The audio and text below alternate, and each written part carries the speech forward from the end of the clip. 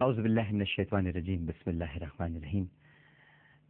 اے گنہگاروں مایوس نہ ہو، عامر لیاقت حسین حاضر خدمت ہے۔ ناظرین کرام، آج 11 رمضان المبارک ہے۔ ہم رحمت کے عشرے سے نکل کر اب مغفرت کے عشرے میں داخل ہو گئے۔ اللہ سبحانہ و تعالیٰ کی ذات عرفہ و اعلیٰ سے ہر بندے کو یہی امید رکھنی چاہیے، اور انشاءاللہ اللہ سبحانہ و تعالیٰ ہم سب کے گناہوں کو معاف فرمائے گا انشاءاللہ، آمین ثم آمین۔ ایک سارنگی بجانے والے کے ساتھ اللہ کی رحمت کا کیا معاملہ ہوا، آج میں ایک ایسی حکایت آپ کو بتانا چاہتا ہوں، خاص طور پر ان کے لیے جو ذرا میوزک سے شغف رکھتے ہیں اور اس فیلڈ کو یا اس شعبے میں داخل ہونے کے بعد طرح طرح کے سوالات کے جم گھٹے میں الجھے رہتے ہیں۔ بڑا ہی دلچسپ واقعہ ہے ناظرین کرام۔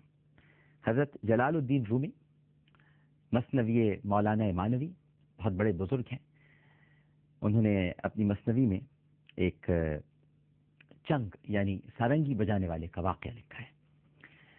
مولانا جلال الدین رومی لکھتے ہیں ناظرین کرام کہ یہ جو چنگ بجانے والے تھے، یہ سارنگی جو بجاتے تھے، یہ بڑی خوبصورت بجایا کرتے تھے، بہترین آواز تھی، ہر وقت گانا گا رہے ہیں، سارنگی بجا رہے ہیں، آواز ایسی کہ بچے، بوڑھے، جوان، عورتیں ہر وقت ان کو گھیرے میں لیے ہوئے ہیں۔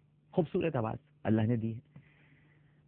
کوئی حلوہ لا رہا ہے، کوئی بریانی لا رہا ہے، کوئی کباب لا رہا ہے، پیسے برس رہے ہیں، بس چاروں طرف انہی کی آواز کے چرچے ہیں۔ لیکن جب بڈھے ہو گئے اور آواز خراب ہو گئی تو ساری دنیا ہٹ گئی، سب نے ساتھ چھوڑ دیا، سب لوگ بھاگ گئے کہ اب اس بڈھے میں تو آواز ہی نہیں رہی ہے، اور کوے کی سی آواز ہے، کون سنتا ہے، گلا پھٹ رہا ہے۔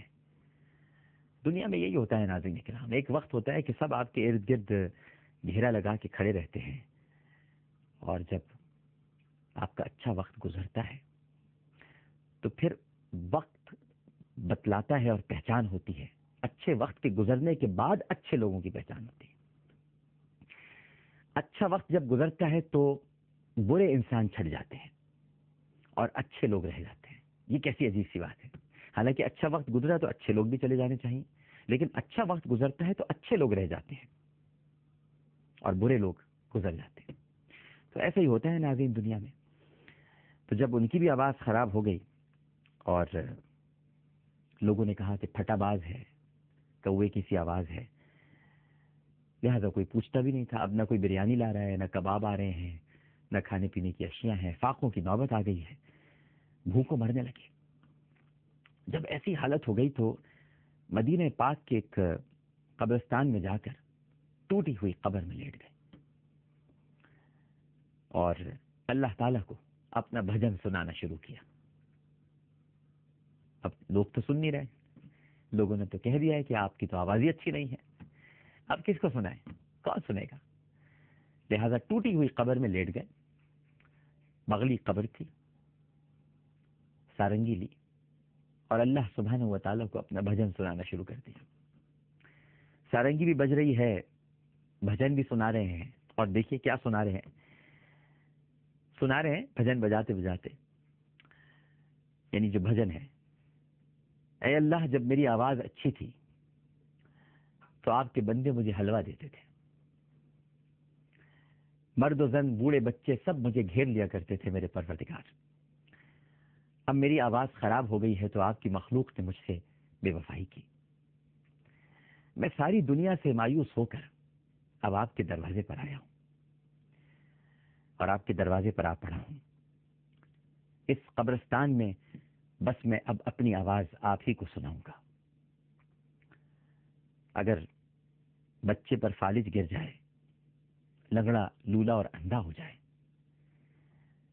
تو ماں باپ اس کو رد نہیں کرتے۔ آپ نے مجھے پیدا کیا ہے، میری آواز کے خریدار بھی آپ ہی ہیں، لہذا آپ ہی کو سناؤں گا۔ آپ میرے پالن ہار ہیں، آپ مجھے رد نہیں کر سکتے۔ آپ مجھے پیدا کرنے والے ہیں، آپ ہی نے مجھے تخلیق کیا ہے، آپ مجھے کیسے رسوا کر سکتے ہیں؟ آپ مجھے کیسے اپنے سے دور کر سکتے ہیں؟ لہٰذا اپنی آواز بھی میں بس آپ ہی کو سناؤں گا. آپ کی مرضی، اگر آپ چاہیں تو جلا دیجئے اور چاہیں تو قبرستان میں سلا دیجئے. میں تو پہلے ہی لیٹا ہوا ہوں، اور اگر آپ چاہیں تو بھوک سے میری روح نکال لیں. میں تو قبرستان ہی میں ہوں، میرے لیے کسی کو قبر بنانے کی ضرورت نہیں ہے. بس یہ گا رہے تھے وہ، یہ ان کا بھجن تھا، یہ ان کا گیت تھا جو سارنگی میں وہ گا رہے تھے. اب اس کے بعد کیا ہوا، یہ ہم ایک چھوٹے سے وقفے کے بعد آپ کو بتاتے ہیں. ایک وقفہ لیتے ہیں، وقفے کے بعد دوبارہ حاضر ہوں گے. ہمیں یقین ہے کہ آپ سب لوگ ہمارے ساتھ ہی رہیں گے.